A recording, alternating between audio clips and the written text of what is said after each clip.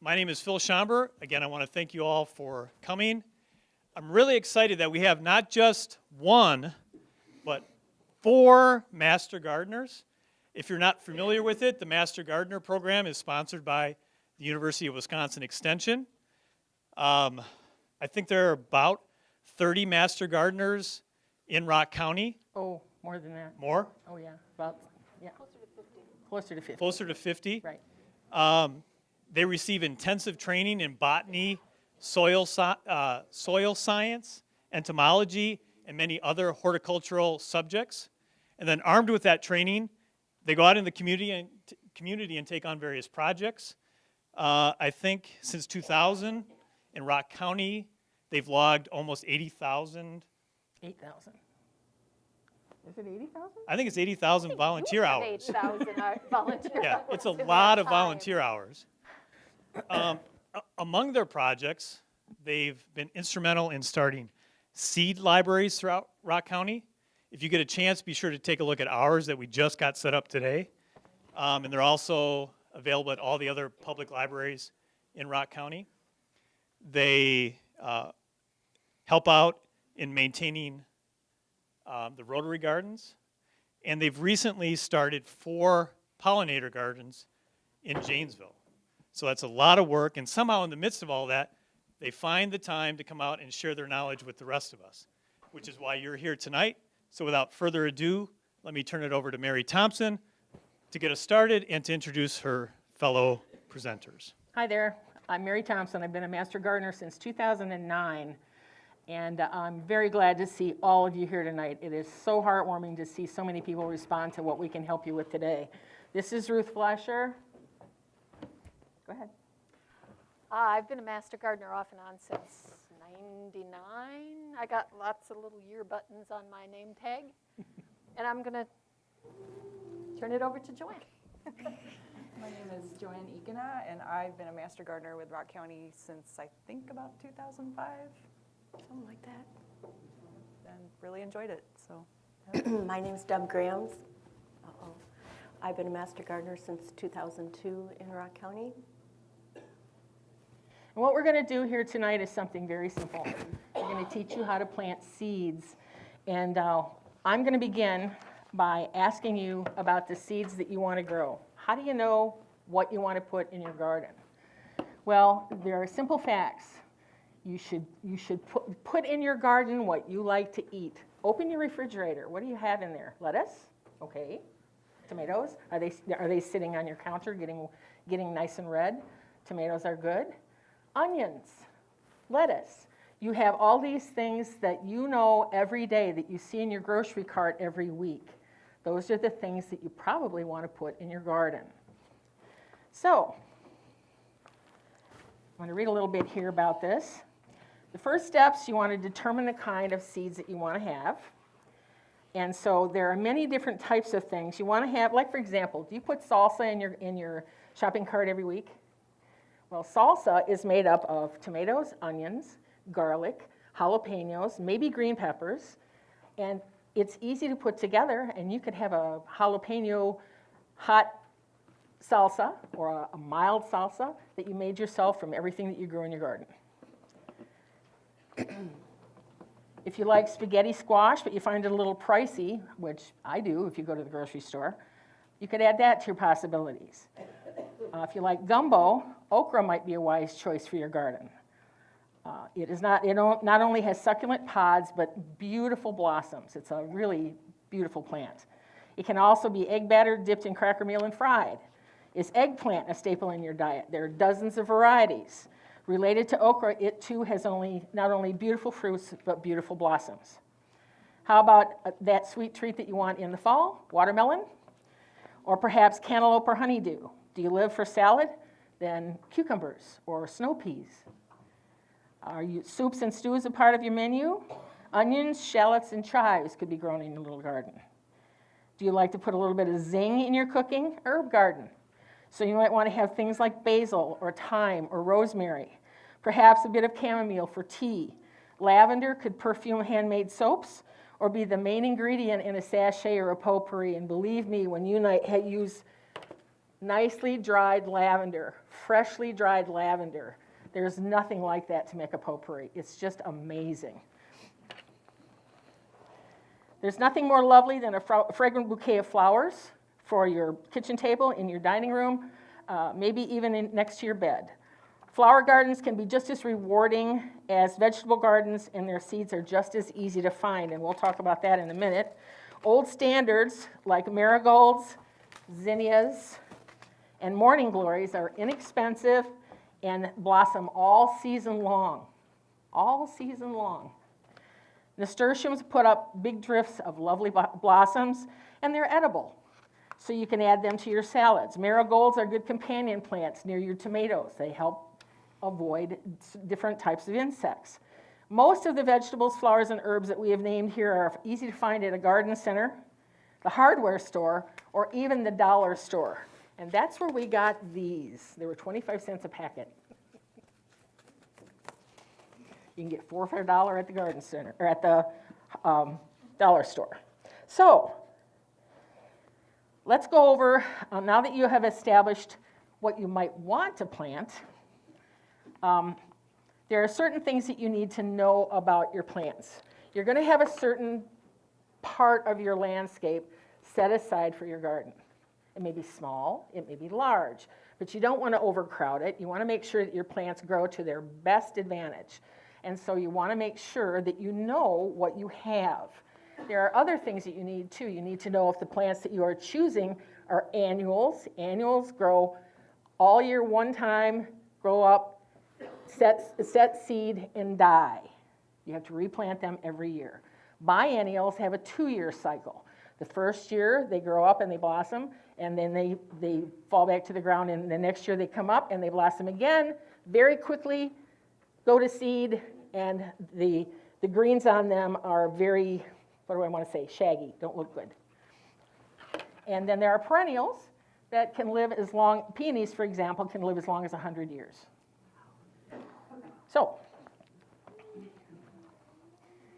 So where would you get your seeds? Well, you can get them, as I said, from the dollar store. You can also get them from internet catalogs. There are lots and lots of internet websites that have full catalogs on them where you can find your seeds, and they'll give big descriptions of what there is about that plant that you need to know. How wide is it? How tall is it? Does it need full sun? Does it need partial shade? Do you need to water it frequently? Can it stand dry conditions? Paper catalogs are still available, and you can go to those websites and order a paper catalog and have it delivered into your mailbox and sit down and look at something like you've got in front of you. We'll also give you lots of information about those seeds. You can save your seeds from last season. Now, tonight's class is not going to be about seed saving, but we do have a handout here that has lots of information if you're interested. It's not something that we will touch on, except very briefly, but seed saving can give you good, solid base of seeds. You can trade them with friends, and you can sometimes get things that you would not otherwise. Garden centers, hardware stores, dollar stores, and seed swaps, which you sometimes see as you're driving down the street. Seed swap. Well, drive in and see what they got. Maybe they've got something that you don't have. Sometimes that's a very good way to get them. Now, there's one thing that you need to know. We had talked about the seed packet. Seed packets have all kinds of information on them. Before you put your money down, you want to make sure that you know everything that's possible about that seed. So, on the back of the seed packet, it's going to tell you the name of the seed. Well, actually, on the front, it's going to tell you the name of the seed with the common name and the botanical name. It's going to give you a description on the back. It's going to tell you what the vegetable produces, or the fruit, or the flower, what it produces. Days to seed germination, how long it actually takes to start peeking out of the ground. days to maturity. Once planted in the garden, how long it takes to mature. Seed count or weight of seeds in the package. The packing date, and that's very important. Now these have the packing date along the bottom of the packet. Easy to read, easy to see, and you want to look always to make sure that it says this year. This one says, packed for 18, sell by 12/18. Size of the plant, how tall is it? But again, how wide is it? Spacing. How deep do you plant these? Once you have your seedlings created, once you have seedlings that are growing for you in little pots like over there, you're going to want to take those out of there and plant them in the garden. You may have another step, but Joanne's going to get into that. I won't go into that. But at any rate, once you plant them, how deep do you plant them? Do you plant them very deep, shallowly? How deep do you plant them? Okay. Some other things that you might want to know, is it a hybrid or an heirloom? Those are things that are probably going to be questions that people who are going to save seeds are going to ask. Is it a biennial, an annual, or a perennial? If it's a perennial, are you going to want to put it someplace where you can be sure that it will be safe and it will grow well? You don't want to put a perennial perhaps in a vegetable garden. But you certainly want to put an annual vegetable in that vegetable garden. So perennials, like things like asparagus, rhubarb, things like that, those are the ones that you need to put somewhere kind of apart from the garden.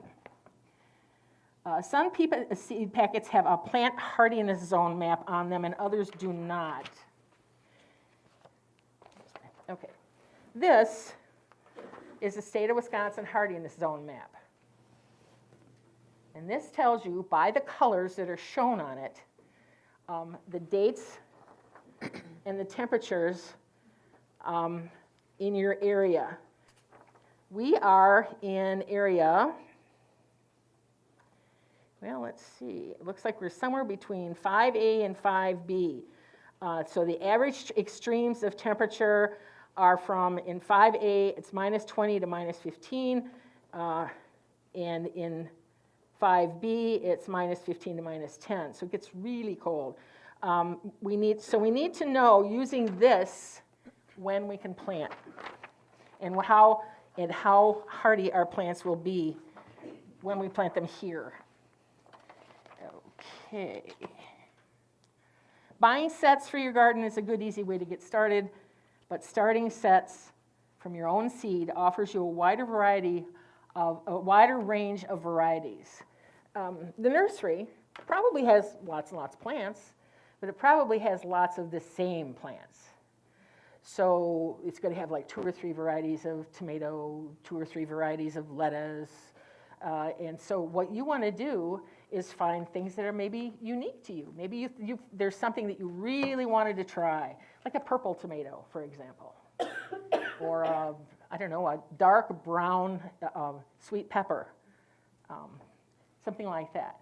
These things you can grow by starting them from seed. Gives you far more range. Okay. So, if you wish to start your own or save your own seeds, this is not the class where you will get that information, but we do have this handout that will give you information that you would need to know if you wanted to save your own seed. You're welcome to have these. If you would like to learn about seed saving or are interested in any other topics that we could help you with, please contact us and let us know. We're always interested in giving classes, and if it's something that you have a special interest in, maybe you have a special interest in vines, or you have a special interest in fruit trees, give us a call. You know, we'll be glad to consider doing a class. And I'm going to turn it over to Joanne. Thank you. I'm going to move just a little because I have stuff to show you, and I know there's people kind of in the back corner there that aren't going to be able to see. So I'm going to talk about caring for your seeds. So this is, what do you plant them in? How do you plant them? How do you water them? What kind of light do they need? So the first thing you need to consider is what kind of container you want to use. And there are many different kinds of containers. So I'm just going to grab a few of them.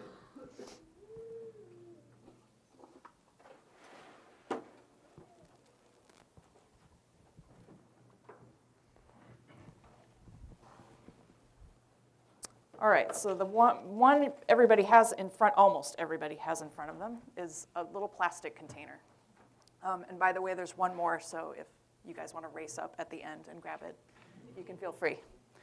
Plastic containers are nice because they are reusable as long as you sterilize them.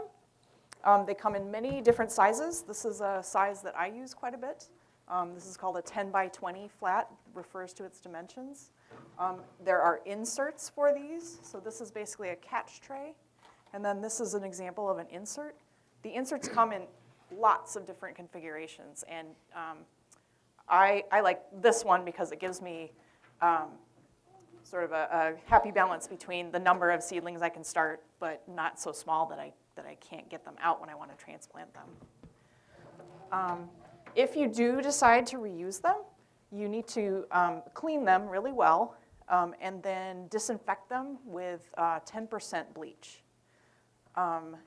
for 30 minutes. Because what you might end up doing is if you decide to reuse them, you may carry over organisms that can cause plant disease from year to year. But if you disinfect them with bleach, that shouldn't be a problem.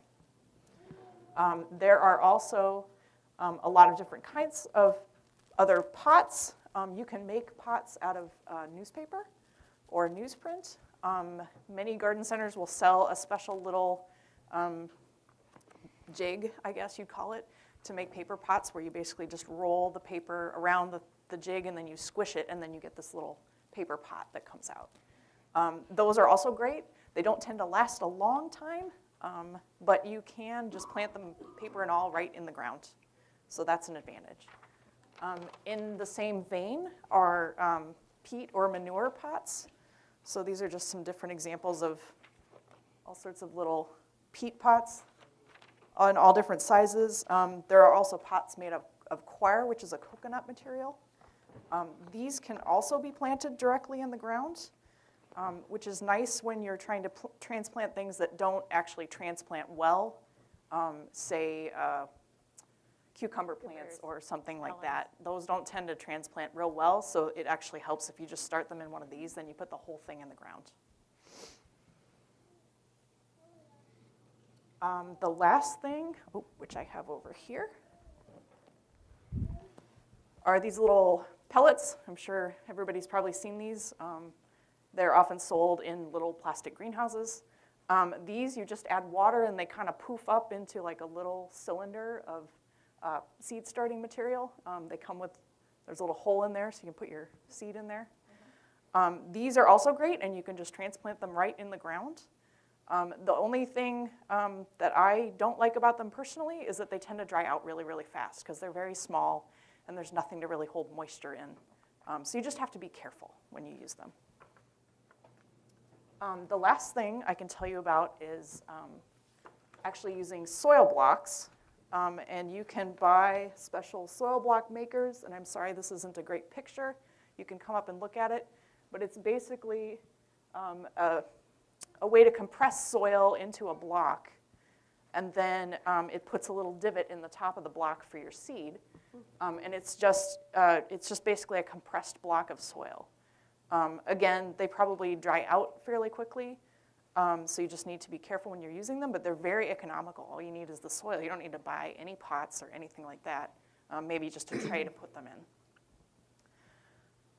One more thing about trays is you can use anything you want for a tray as long as you can sterilize it. I've seen people use like turkey trays, pretty much anything you can think of. So let your imagination run wild. The last thing about trays is when you're starting seeds, you're going to need to keep them fairly moist. So they're going to need some sort of cover over them to hold moisture in. And you can, your little greenhouses there have a little clear cover on top. You can buy different covers. This is the kind that goes on this particular tray. You could also simply use a plastic bag and maybe 4 pencils in the corner or something like that. Just something that'll hold it up off of the seed. Okay, so next, I want to tell you about seed starting media. What do you actually put your seeds into?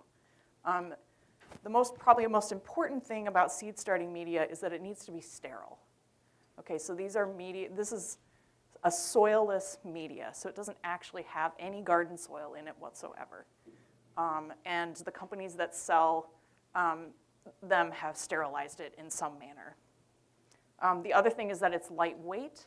It's usually very fine material so that seeds have an easy time putting out roots and trying to get up above the soil line.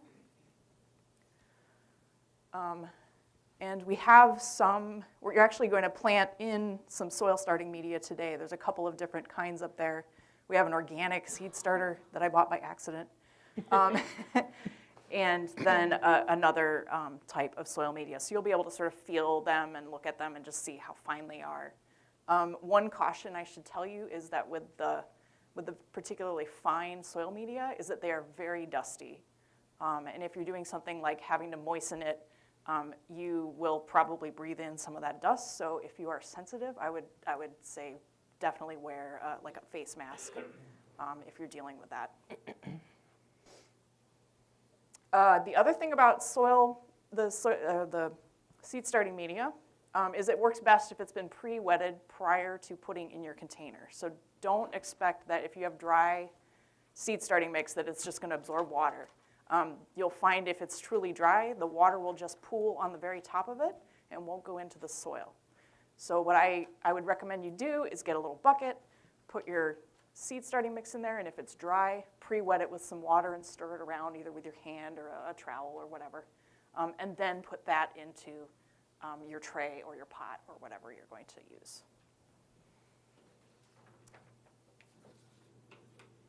Okay, so you've got your container and you've got your seed starting media. Now you want to plant your seed.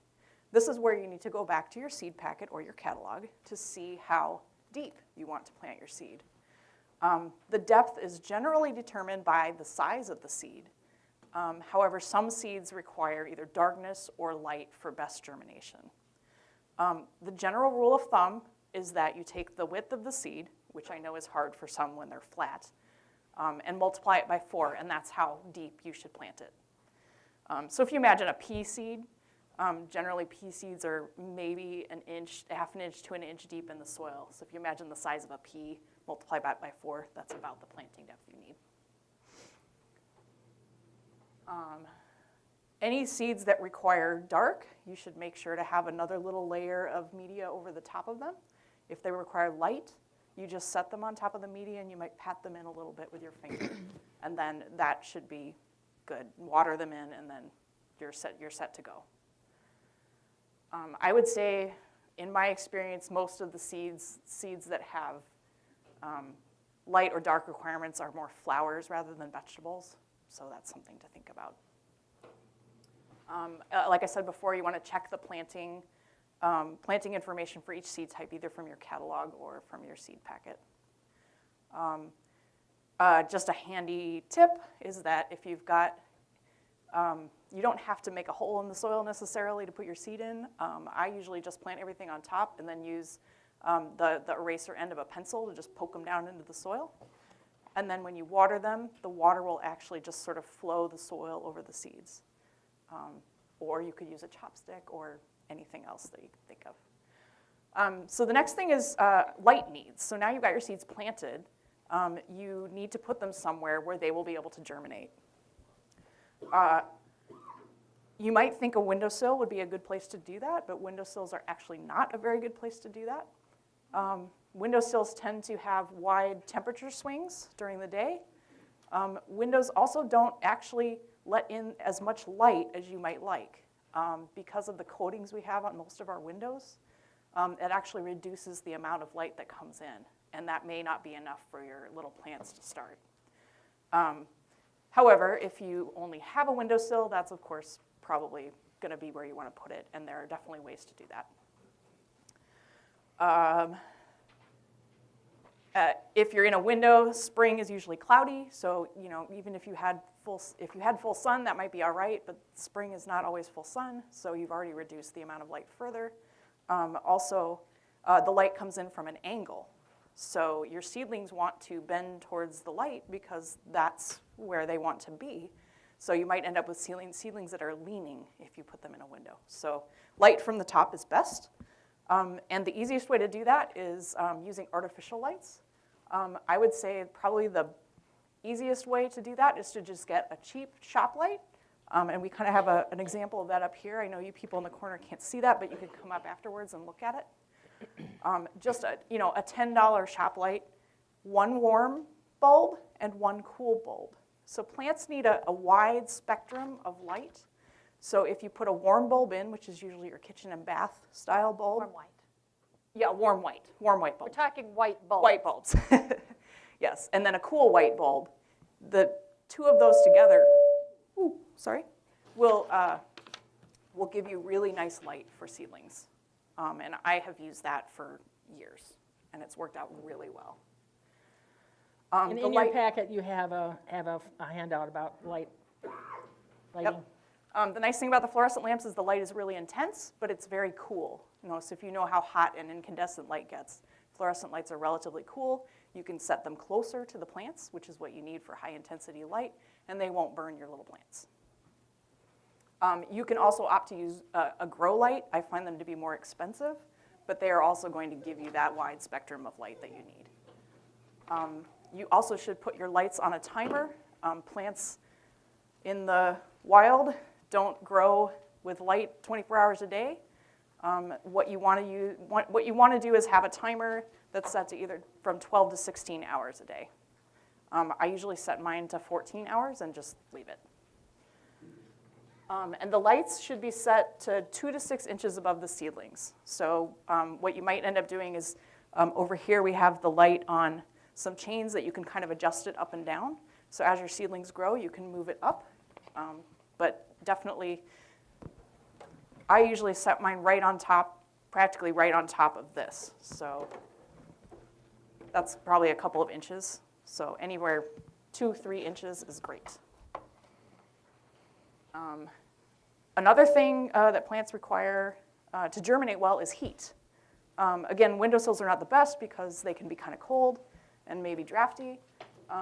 Seeds germinate best with consistent bottom heat, so if you keep the soil warm, they'll be happy. The best way to do this, unless you're lucky enough to have a well-placed appliance, is with these little heat mats. These are relatively cheap. This probably costs $15. They come in a bunch of different sizes. There's twice this big and 4 times this big. But you'll be able to come up here and kind of feel them. It gives you a heat that's about 70 degrees, so it's very comfortable for plants, for most seeds. The other thing that bottom heat does is that it prevents damping off of seedlings.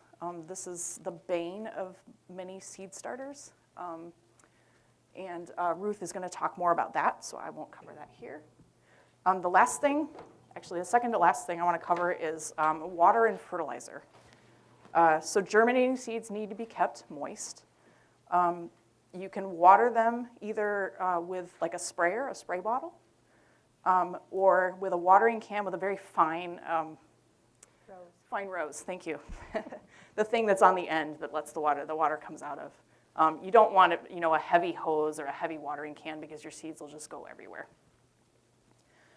You want to check them often, probably twice a day, because if you've got bottom heat, your soil's going to be constantly drying out. So you just want to make sure that you don't let them dry out, or you are going to have a hard time getting good germination. Excuse me. Seeds and seedlings don't require fertilizer because what they're doing is they're eating the food that was stored in the seed. So until they've gotten their first couple of sets of true leaves, when seedlings come up, they come up and they put out these 2 little leaf-like things called cotyledons. Those have food from the seed that are stored in there, and they live off of that until they can make their first leaves. Once they make their first leaves, then you can start fertilizing them. You want to use a weak mix of fertilizer, like a 1-to-4 dilution. Too much and you will burn them, and that's not good. You water them once a week with the fertilizer mix, and then just use plain water the rest of the time. Okay, so the last thing is labeling. Labeling is super important. I cannot emphasize that enough. And I am guilty of not labeling and thinking I'll remember them later. And then I'm like, I don't know what this pepper is. Well, I'll just plant it and see. So there, you can use your imagination for labeling. We have a couple of examples. You can certainly purchase special plant labels online from many, many different sites. You can go to your garden center and buy them.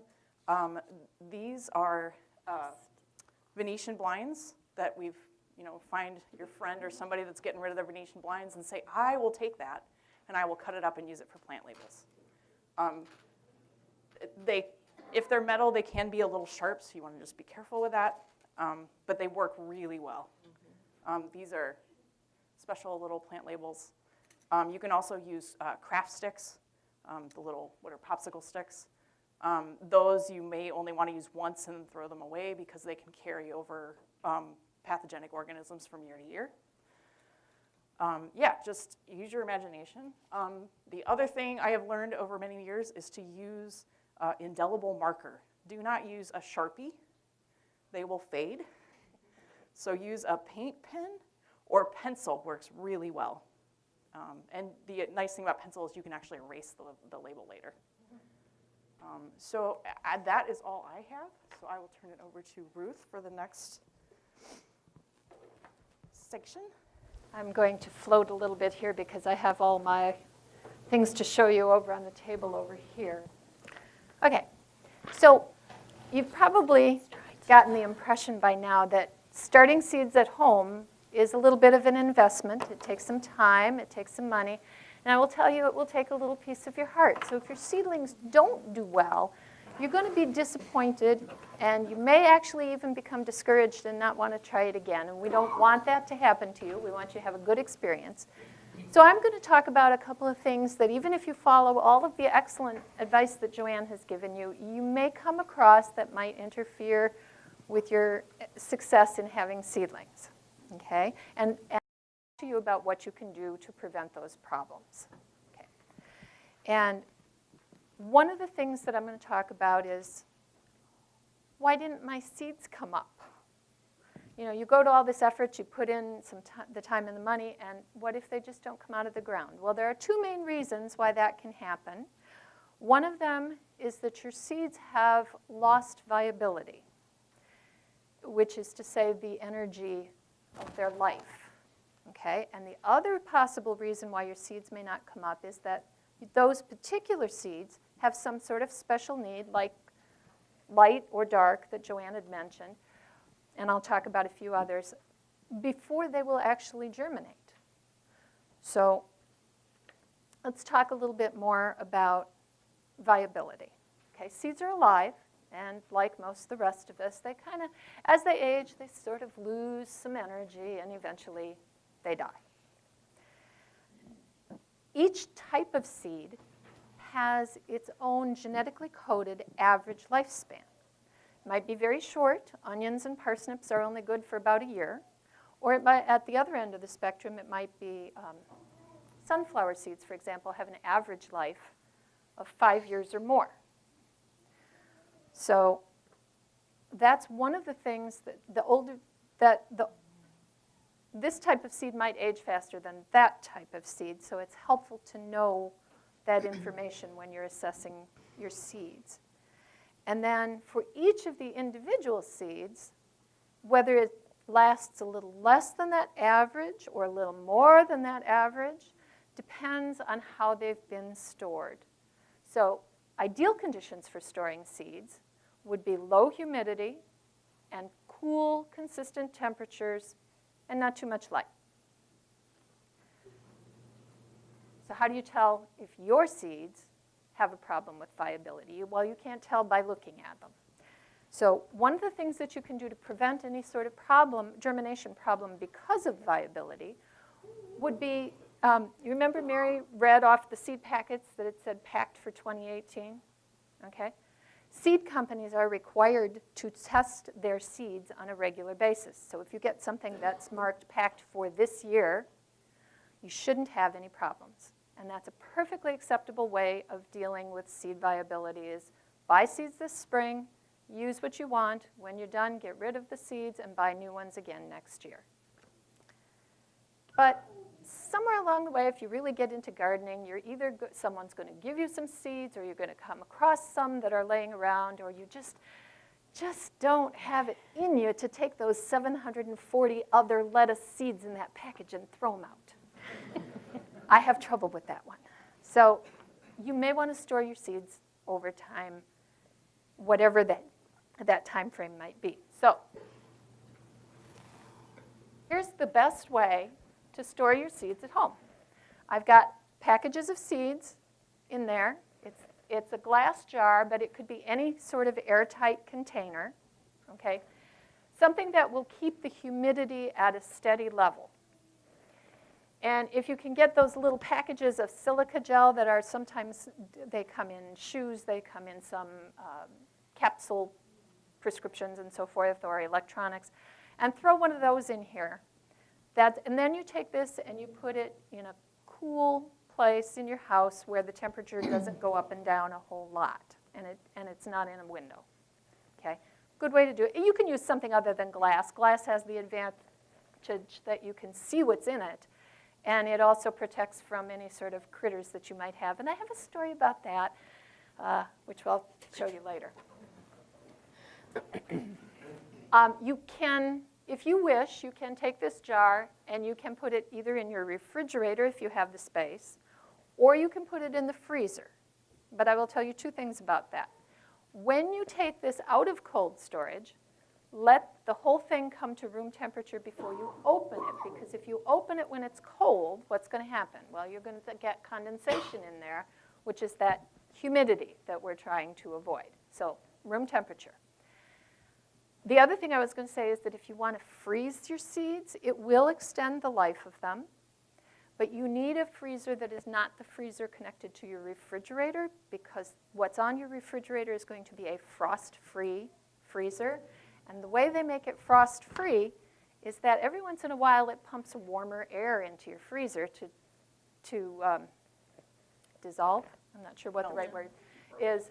Yeah, it gets rid of the ice crystals. So you're right back to the up and down temperatures there, which you don't want. So if you've got a deep freeze, use that. Otherwise, you're better off in the refrigerator. How long can you save them? Well, try to see if you can find information on the average life of that type of seed, okay? Some of the seed catalogs have it. If somebody's got a copy of a territorial seed catalog as their example there, that has information on the average life.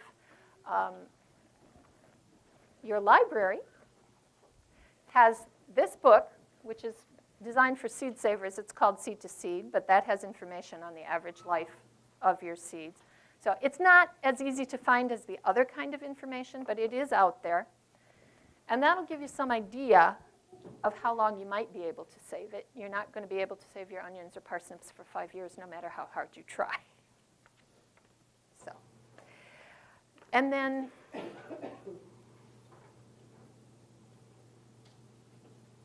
so if you're unsure about your seeds, either how good they are, whether they're worth your time and effort to plant, you can do what the seed companies do, and you can test them. And testing for germination at home is very simple. And one of the handouts in your packet of handouts does cover how to do germination testing at home, but I'll give you the basics real quick. Home germination testing packet. This is the fancy equipment that you need, okay? Paper towel in here. Get it wet, squeeze it out. You don't want it to be dripping. You want it just to be damp with everything related to the seeds. You don't want it to be overly wet. You just want it to be damp. You can pass those around if you want. You can get a feel for them. Okay. Then you need your seeds. You're going to take your paper towel, lay it flat, and put some seeds on it that you're going to try and get them to sprout.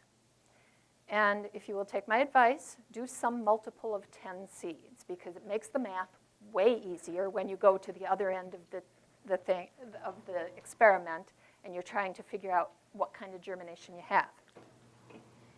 Then you fold the paper towel over or put another damp paper towel on top of it and slide it into something that's going to protect the moisture in here. It can be a zipper bag like I have here, which is really easy. It can be a jar. It can be a plastic container, whatever you've got. They all work. I've got information on here. We're back to the keeping track thing.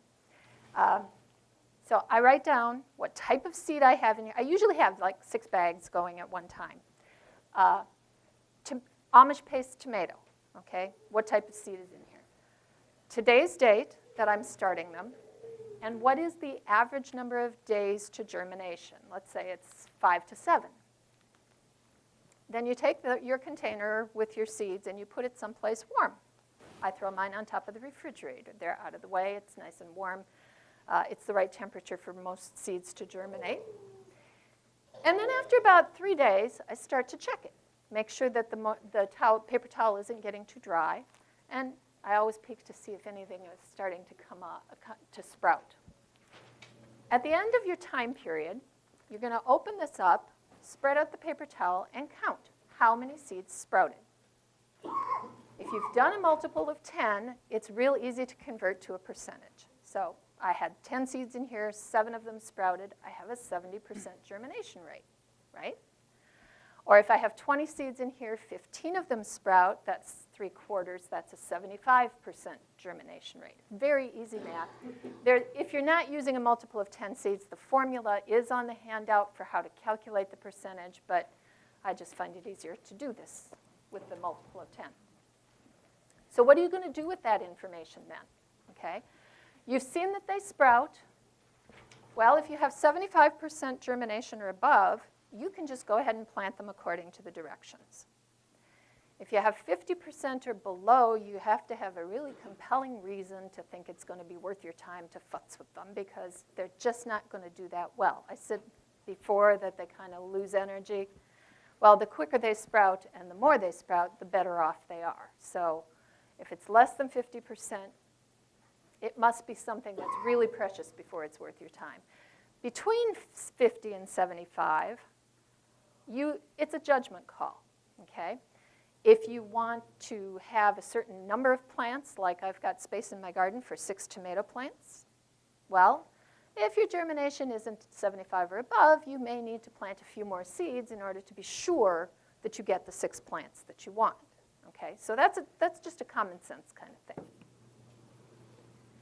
So that's seed viability and how it affects germination and the kinds of things that you can do to make sure that you don't have any problems there. So I said that the second thing that can cause germination problems is that the seed has genetically coded itself to have certain conditions required that may or may not have been met. Joanne talked about the need for light or the need for darkness. There are a couple of other big things that they might need. All right. In the wild, as these seeds were developing and adapting and so forth, they usually try, if they have some sort of special condition, it's usually to delay germination of the seed until conditions are such that the seedling is likely to survive. That's just common sense for the seed, right?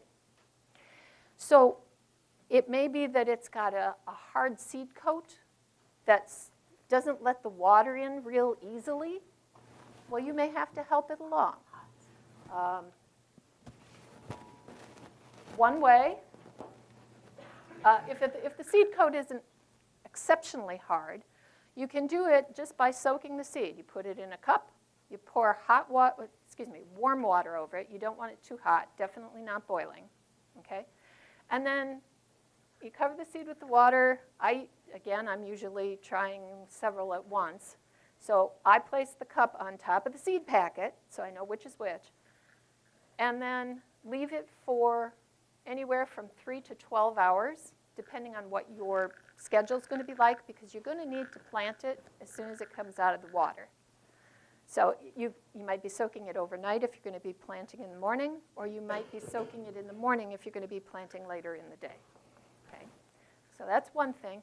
If the seed coats are harder, though, you may have to give it some additional, you may have to actually break through the seed coat before the poor little seed embryo inside there has enough inner strength to get through the seed coat and actually germinate. And you can do that. Here are some tools. If the seed is big enough for you to handle, which is sometimes a question mark, this is one simple tool, just a nail clipper. So you hold onto the seed and just clip right through the seed coat, but try not to nick the seed embryo inside. Here's another tool. This is a file. You actually can hold your seed and file through the seed coat. You can use a nail file. You can try an emery board. You can try a serrated knife. They all work, whatever you're comfortable with. Okay? Once you've gotten through the seed coat, then you might also soak it, or you might just plant it at that point. Okay? So and this process where you actually take a file or whatever you're using and break through the seed coat has a fancy name. It's called scarification. Again, you've got a handout there that talks a little bit about it. Okay. If the seeds are too small to handle, then this is going to be your tool, sandpaper. Okay. You put your seeds on one piece, you take the other piece, and you rub them pretty firmly so that you scratch the coat. And scratch it up good, and then you go ahead and either soak it and plant it, or just plant it as the case may be. So those are the special conditions being the hard seed coat. How do you know which seeds would be the ones that would benefit from that? Just looking at That would be where this lovely little tool comes in. Okay? This particular seed packet is for a flowering vine called, well, they're calling it exotic love vine. The Latin name is Mina lobata. And as I read through this, it says, soak the seeds overnight or nick the hard seed coat and then sow directly in the garden after all danger of frost is past. Absolutely essential to have the right information. Usually it'll be on the seed coat. Check the seed catalog. Check a good resource from the library. That's how you know. The other major adaptation or special requirement that you will come across with seeds is that they need a certain period of cold temperatures before the enzymes and hormones that control the germination process will activate. Okay? And since you've brought them in and you're not leaving them out there in the winter cold, you may actually have to do this process where you make them think that they've been through a winter. And this process is called stratification. It's on the same handout as the scarification. That's all one handout there. Okay? So go ahead. I was going to ask, is that more for flowering plants? It does tend to be more for flowering plants, and the cold requirement is very often a requirement of native plants. I have a couple of, I have some native bee balm that I've started, and I've got, and some, this is another one, some milkweed seed that I've got started. Okay, so how are you going to make it think that it's been through the winter? Well, here's what you need to do, okay? Another handy-dandy use for zipper bags. You're going to put the seeds in some sort of moist seed medium. It actually doesn't have to be a seed starting medium. What I've got in here is sand, and it's slightly damp, not too wet, same thing again. Information, critical to label on the bag. So this is going to be butterfly weed. I've got today's date on it when I'm starting it, which is 2/27. it needs 30 days, so I've also written on here the date I need to take it out of the refrigerator, which is going to be March 29th. And I have written on here, because this is older seed, I've written on here packed for 2016. So I'm also kind of keeping tabs on the viability on this one as well. I like sand for the cold treatment because it's easier to see the seeds, because the sand is lighter in color than the seed starting mix or the potting mix. So that's a nice plus. So I will take my packet of butterfly weed, which is in the milkweed family, and I'll mix the seeds in here. I will throw this in the drawer of my refrigerator, and I'll probably forget about it. So I also will go to my calendar before I put it in the refrigerator, and I'll put a note on the 29th of March that says, take out the butterfly weed, or I'll find it sometime in July. So that's how you do cold stratification, and that's pretty space efficient to do it in the bag. You can actually plant them and put the planted containers in the and I'm sorry, I forgot to make a point. This is refrigerator temperatures we are talking about. This is not frozen time. This is refrigerated time, okay? So at the end of that time, take them out. If the seeds start to sprout before the end of the time, they're ready. So go ahead and take them out. But otherwise, take them out on the day, however many days it is that they say they require. Joanne talked about the light and the dark needs. Your handout is going to mention that some seeds need warm stratification. I personally have never come across any in 45 years of gardening, but I don't grow tropicals either, so it could be you may come across that, in which case the process would be similar, but instead of storing it in the refrigerator, you'd need to find a warm place to put it. Okay. So we've got your germination covered from the aspect of special conditions and from seed viability. You should be able to get your seeds to sprout with that information. Should be no problem. So let's say you've got your seedlings coming up. They're looking great. You're so excited. You go down. Well, I have my seeds set up in the basement. It's a pretty comfortable place for it. So you go downstairs, you look at your seedlings, they look fabulous. You go downstairs tomorrow morning to check on them, and half your little babies have gone like this. And they look like somebody pinched the stem right above the soil line. This is damping off disease, okay? And damping off disease is caused by microorganisms. Some of them are funguses, some of them are not funguses, but whichever it is that is causing your particular version of damping off disease, what it's doing is it's blocking the passages that allow moisture and nutrients to flow within the plant. By the time they keel over, it is too late to save them. They're goners. So it's really, really important to do everything that you can to prevent it. So Joanne talked about the need for sterile pots. She said you can sterilize them with a 10% bleach solution. So you take a cup of bleach, you put it in a bucket, and then you add 9 more cups of water. Okay, and then you'd put your pots in it and let them sit for 30 minutes, or your tools. Okay, and you make sure you have a sterile seed starting medium to begin with. All right.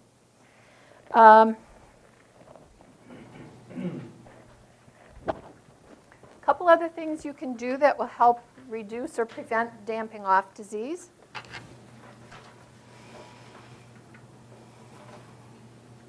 The damping off disease is most prevalent when the humidity is high and when the temperatures are cool. So keep your seeds in the 60 to 70 or 60 to 80 degrees range, which will help.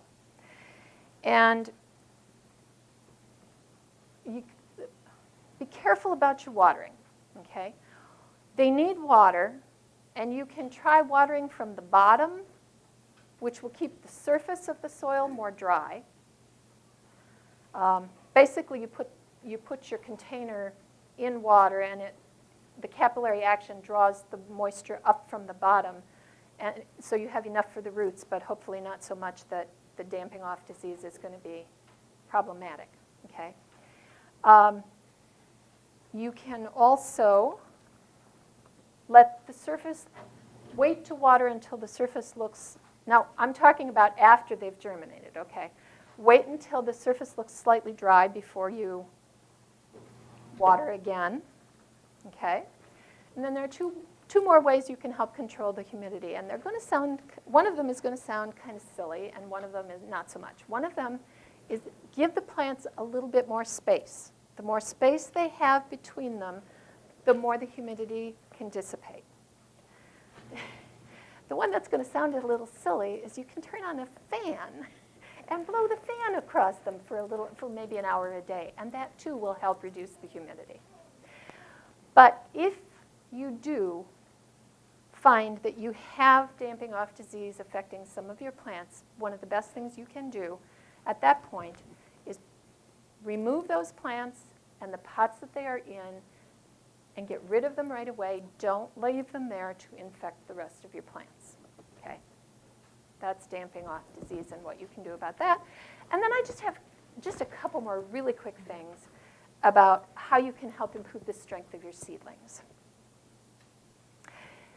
If your seedlings come up and they're getting nice and tall, but they seem kind of skinny and maybe a little on the weak side, you have a problem with light, okay? They need a lot of light. So if you're not already using artificial lights, add them. If you are already using artificial lights, make sure that you've got that 2 to 6 inches in between the top of the seedling and the light source. And if you've got them set for 12 hours, consider increasing the amount of time on your timer. They need more light.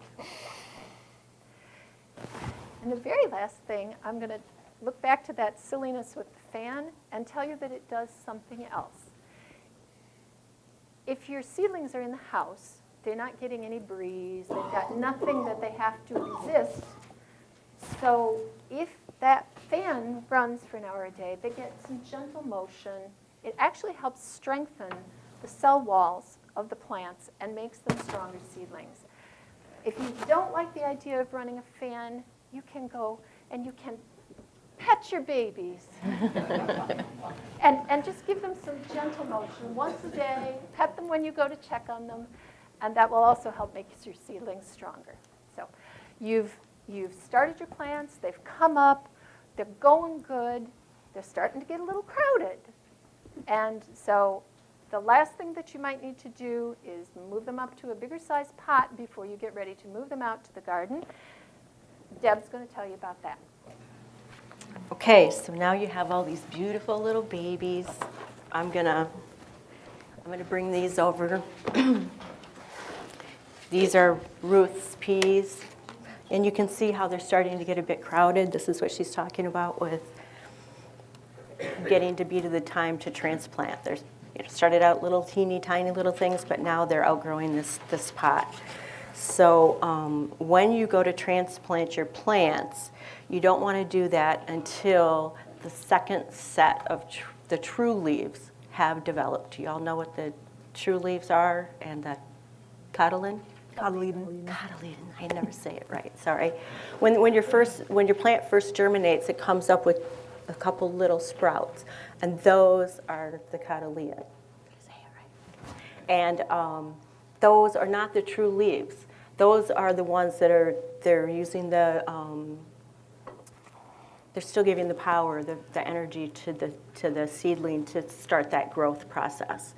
Your true leaves are the next set that come up. So you just get down here and look, and you can see this true set of leaves that are coming up. So when you start to work with your plants and get ready to transplant them, you want to make sure, that's very, very important. You want to have that second set of leaves, the true leaves. So when you go to move your plants, the roots are very, very small and they're fragile. So Joanne just did a really good thing here with these. I don't know if you can all see this. These all have some pretty good spacing. They're a little sad because there was critters, right? Ate the tops off. But But this is a really good example of how you would try to transplant your plants. You want to make sure that you are very gentle, and you always, like Joanne just went through here, and she just went straight in. This is pretty sturdy. Again, That's the mini blind. the mini blind, it's a great tool. It's very sturdy, it's really strong. The other thing that would work is like a fork or maybe a spoon. And you get, like I'm going right in between the middle so that I'm not going to disturb the actual roots in there. So then you would kind of cut it around, and you get it to a point that you can kind of scoop it. Whoops, not strong enough for that. There you go. So you're going to scoop it up. Whoops. You got strong roots, Ruth. Okay, so you're going to scoop it up without disturbing that basic root system. And you don't want to grab it, and like yank it out. You're going to disturb your root system and you're going to injure your leaves. So you want to treat it really, really gently when you're working with it.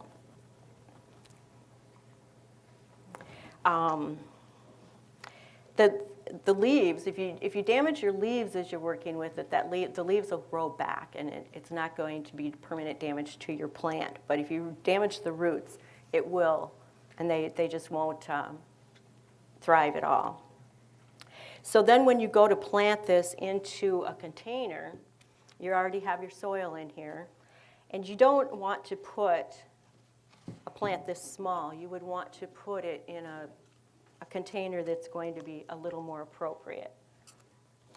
Or even this one would be better for that size. What happens if you put it in? This is so big, it's like taking that newborn baby and putting it in, a huge bed, like a king-size bed. Will it prevent it from growing properly? It'll probably grow. Actually, one of the things that can happen is because you have that mass of moist soil, you start out sterile, but it doesn't stay sterile. So if you have all that excess soil, it can be more likely to attract pathogenic organisms. Plus, I would think you'd be more likely to overwater it too, because you got all this soil in here. It doesn't need that much. So something like this would be a little more appropriate for this size of a plant. When you plant it, you want to make sure that the soil that put your soil in here first. And again, this is something you want to pre-dampen your soil and have it all ready ahead of time. I usually like to use a pencil, eraser end, another good tool, and just make a little hole in there. And then you want to plant it the same depth that it was in its previous container. You don't want to plant it really deep, and you don't want it sticking up out of your pot like this. So you want to plant it at the same depth. When you go to replant this into your garden, that's something to take into consideration too, is that the pot you're taking it out of, or if you're going to plant this peat pot in the soil with your plant, to remove the bottom, and then you should trim this part down to the level of that, because you're going to plant your plant in the soil like this, and this pot's going to be sticking up, and that will cause your plant to dry out really fast. Yeah. Lady in the back can't see. Plant it at the same level, and when you can cut this top part.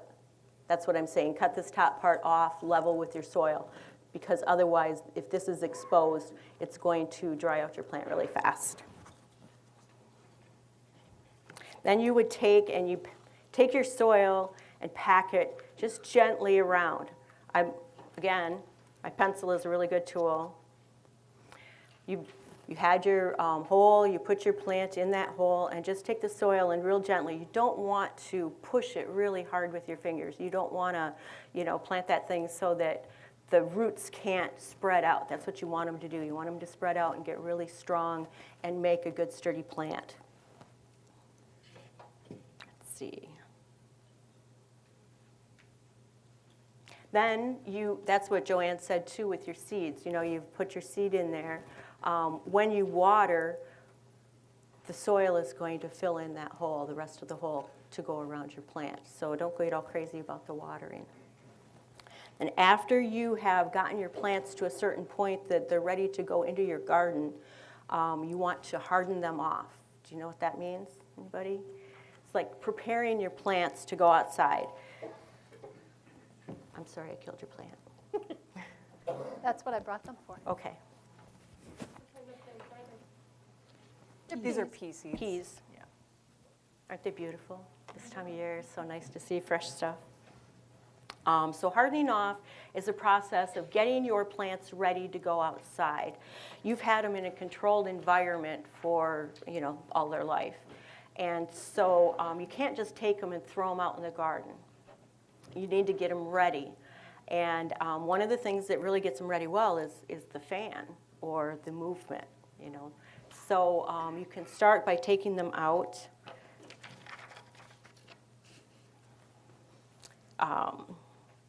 2 weeks before you plan on putting them into your garden, you want to start the process.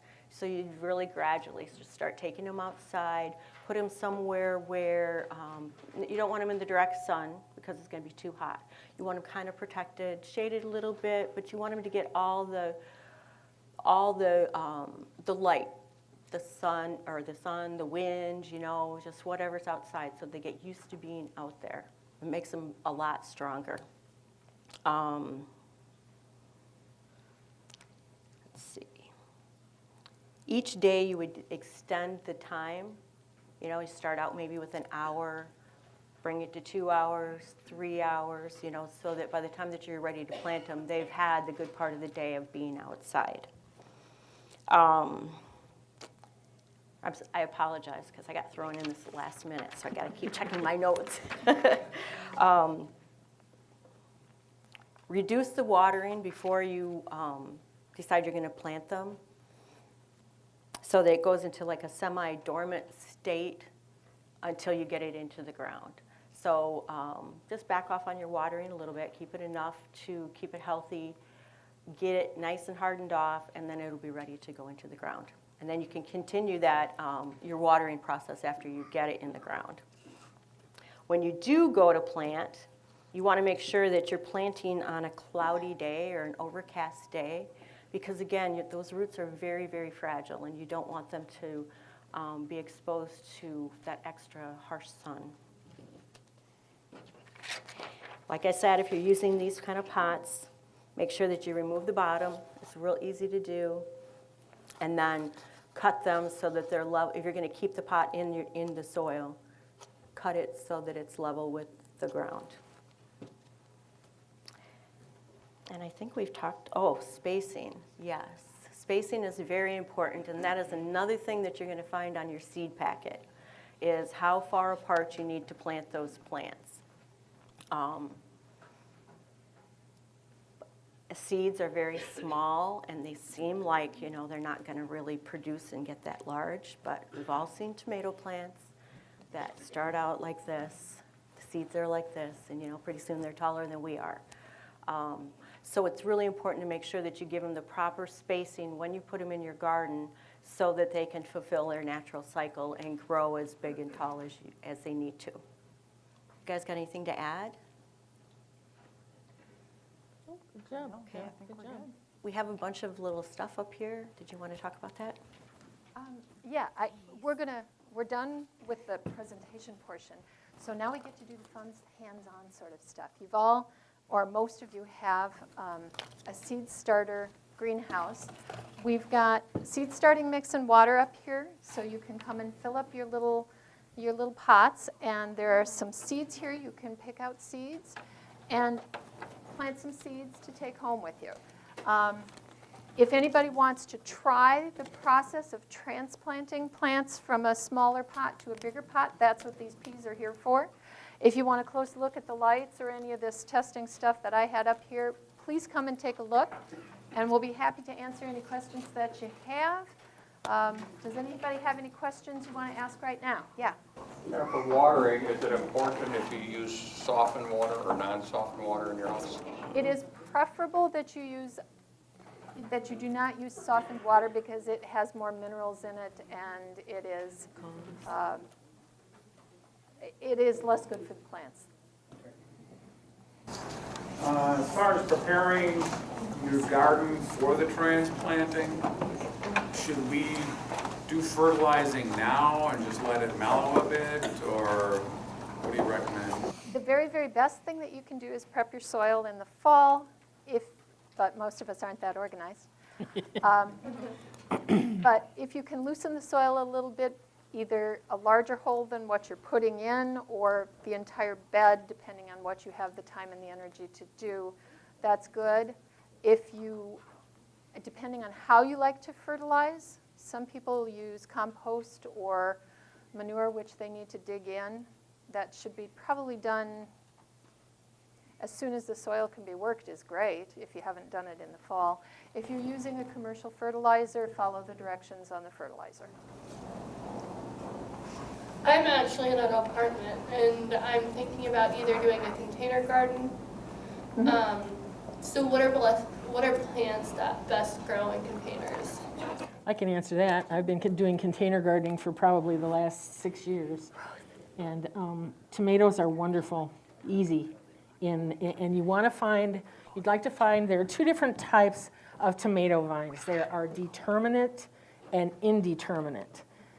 An indeterminate vine, those are the ones that grow They a keep lot of growing. different- They just keep growing from the tip. They just keep growing and growing and growing. And so you have this huge tomato vine, which is fine if you have room for it. If you're having this like on a patio or maybe on a balcony, you're going to want something that's a little more contained. So that's where you get the determinate. It has a more structured shape. A lot of cherry tomatoes, grape tomatoes, things of that nature. But there are some determinate tomato plants that are fairly large-sized tomatoes. Peppers, eggplant, Greens. herbs, lots of herbs. I've grown parsley and thyme and rosemary in pots for years with no problems. Chives. If you want to look onions. for some sort of root vegetable, look for a really short one, like the carrots that don't get bigger than this. I think they're called Thumbelina or Yeah, they're wonderful little Paris. things. Yep. Yeah, but deeper rooted radishes would do fine, but other root vegetable, longer carrots or beets, not so much. And there's a very simple rule of thumb with container gardening. You're going to have to water a lot more often than you would if it was in the ground. So just be very vigilant about testing. And one of the best things in the world that you can use to test your container is this. Just press your finger into the ground. If it's very, very dry, it's time to water. If you have a few little flakes of soil on your finger, it's about right. If it's too wet, you got a problem. You're going to have to figure out how come it's retaining that much water. Are cucumbers good to grow in? Sure, I've done it. I've had no trouble at all with that. Cucumbers. Cucumbers. Also, there are some small kinds of zucchini. There are all kinds of wonderful plants that you can use in containers. They're not limited. Maybe we can can talk interface some with more that. about that one-on-one. How do you deal with early blight on tomatoes? Number one, look for resistant varieties. Right. Number two, know that you're going to get it. Number three, follow the schedule for your fertilizer accordingly, because sometimes you'll get it, but it can outgrow it. I mean, not that it'll outgrow what you got, but it will continue to grow and you'll continue to get tomatoes as the blight continues to chase them. And number four, know how many tomatoes you want. Okay? If you've got enough tomatoes, let the blight have it. It's a vector it stays in the soil over the winter. Okay? You're never going to really get rid of it. It can also be airborne. Resistant varieties. Oh, I'm sorry. Another thing that you can do that will slow it down is if you use a plastic mulch, because the soil bouncing up onto the tomato plant also helps spread the blight. So if you use a plastic mulch for the tomatoes, it reduces, or any kind of mulch, it will reduce that splashing and slow down. And the same with late blight and septoria leaf spot and Verticillium. all those other joyful tomato problems. Yeah. I have shop lights set up in my basement already, and I use them for house plants. Wonderful. However, my basement is very damp, so would it be unadvisable to try to start seedlings down there? I'm worried about fungus and all that sort of thing. I would definitely have some bottom heat. I would definitely use something to give you some bottom heat. Like the mats that she showed us a little bit ago? Yeah. That would help reduce the That will, problem with yeah, that will moisture. help. I mean, basements are just by their nature sort of damper and cooler. But that's Ventilation, where this is too. going to come in. Plus your lights are actually going to impart some heat to the plant as well. So you'll get more even sort of warmth, which is probably going to be good. Yeah, you'll just want to watch the humidity, so maybe the fan. Okay, one more question. I have a quick general question. I've seen in Milwaukee that they were giving free rain barrels away, and I was wondering if that program was just exclusive to eastern Wisconsin, or if there's a similar program, or if that would be something that, anybody's looked into doing. If they're giving them away again, go for it, see if you can get them to give you one. It's a program of the Milwaukee Metropolitan Sewerage District, okay? And when I got mine, I used to live in the Milwaukee area, they did charge for them, and the prices varied from time to time. But as far as I'm aware, there are some sources for inexpensive barrels that you can convert to barrels. If you buy rain barrels, they're fairly expensive. You might be able to buy some from the Milwaukee program, or they might be giving them away. But that's who you should check with about it. Anyone else? Let me ask the lady in the back first, and then we'll come back to you. Should the underheat be directly under the tray, or should there be layers between the heat and the tray? The tray can be set right on top of this. There doesn't need to be an airspace. The trays themselves usually have little divots, so that will give it a little bit of height, but you can put them right on top of this. Would a heating pad do the same thing? I'm sorry, what? Would a heating pad do the same thing? I'd hesitate to use a heating pad because you're going to be watering your plants and you're just going to get your heating pad real wet. Real yucky, and I don't think you have as much but what the heating mats do is they raise the ambient temperature about 10 to 20 degrees. Yeah. You don't have as much control with the heating pad. Yeah, yeah. Yes? If you're going to reuse a container from one year to the next, do you have to sterilize it in between? Yes. You do. Oh, okay.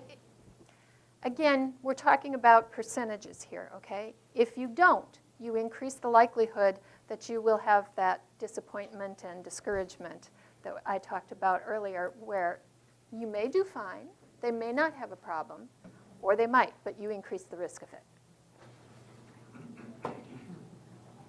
One last question, anybody? Yeah. What happens when your plants grow really they look like a bean sprout, and then they don't seem to fill out from there? They just kind of sprout out, and then you have like your little leaves, and they just look kind of... Don't do anything? Sounds like spindling. Maybe? Was there a particular type of, do you remember what kind of seed? Okay. Probably a viability. They're old. It could be a number of possibilities. It could be that the seed viability, Joanne said, was the seed viability wasn't as good. Sometimes they'll come up, even if they're older seed, but they may not grow as well, okay? It is also possible, the classic symptom of damping off is that the seedling falls over, but there are some other things where, if it's blocking the passages within the plant, that would also inhibit growth. Not all seeds are made perfectly either. Yeah, and not all seeds will come up.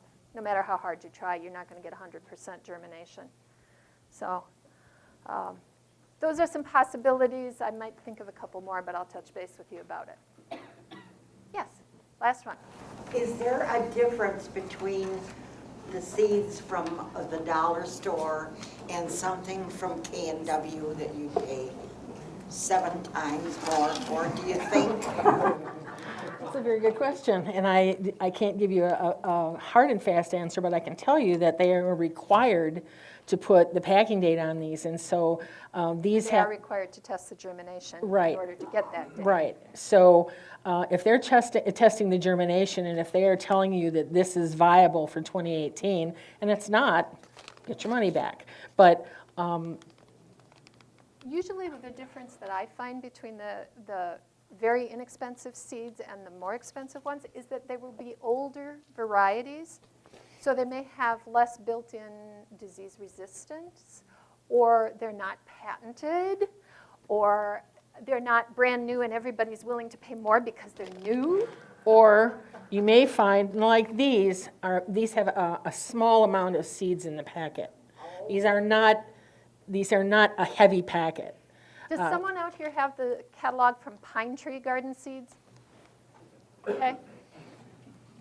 Not all seed companies are the same, and they're Right. aimed at slightly different audiences. And so if somebody's got the Johnny's seed catalog or the Territorial seed catalog, Johnny's there's tons more information in there than you're going to need to start with. It's great.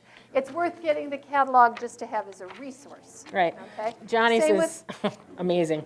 But their focus is in part on small farmers and CSAs and other small producers. Pine Tree is aimed at the home garden, so their packages of seeds are going to be $1.95 instead of $3.95 or $5.95, okay, depending on what the variety is. And there may be fewer seeds in the package, which is exactly what Mary was saying. So you'll find the companies you like, their stuff, and you can stick with them. You may enjoy having 100 seed catalogs come to your mailbox in the winter. Or you may prefer just to have the 3 or 4 that you're actually going to do business with. So it's up to you. Okay. Let's put some water in the potting mix and start potting. We've got some seeds up here that you can look at and choose from. And we'll be happy to demonstrate any of the other stuff that you want to take a look at. Thank you.